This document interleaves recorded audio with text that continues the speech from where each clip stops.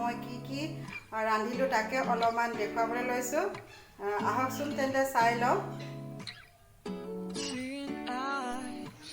এয়া হৈছে টেঙামৰা জলকীয়াৰ চাটনি, আৰু এয়া গাহৰি মাংস আৰু খৰিচা, আৰু এয়া মাছ ফ্ৰাই, আৰু এয়া হৈছে বিনছ আৰু পালেং শাকৰ ভাজি, আৰু এয়া দাইল, আৰু এয়াই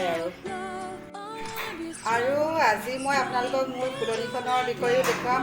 ফুলনিত এতিয়া নতুন নতুন ফুল ফুলিছে। এইকেইদিন বৰষুণ হৈছে, আৰু বৰষুণ দিয়াৰ পাছত ফুলকেইজোপা ধুনীয়াকৈ লহপহকৈ বাঢ়ি গৈছে, আৰু ফুলবিলাক দেখুৱাবলৈ লৈছোঁ।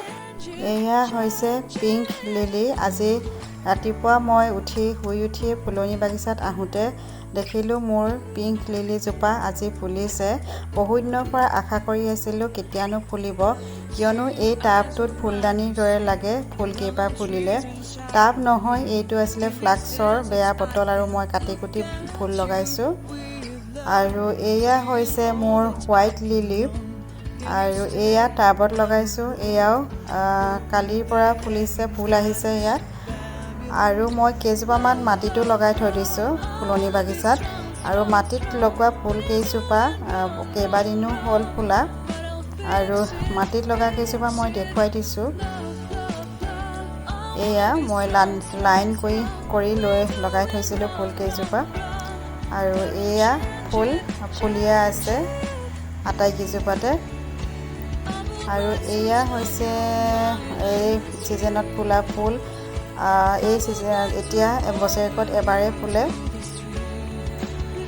আৰু এয়া ফুল ফুলি আছে। আৰু এইজোপা পিংক কালাৰ হয়, য়েল্ল', লাইট পিংক, আৰু হোৱাইট আৰু পাৰ্পল কালাৰৰ হয়।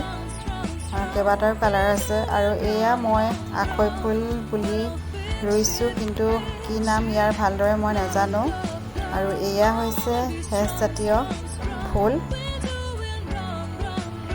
আৰু এয়া কচমচ নে কি বুলি কয় নাজানো, মই নাৰ্জী ফুল বুলিয়ে লগাইছোঁ।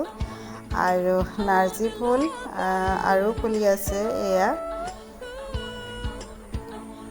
আৰু ভিডিঅ'টো যদি ভাল পায় লাইক, কমেণ্ট, ছাবস্ক্ৰাইব কৰি দিব।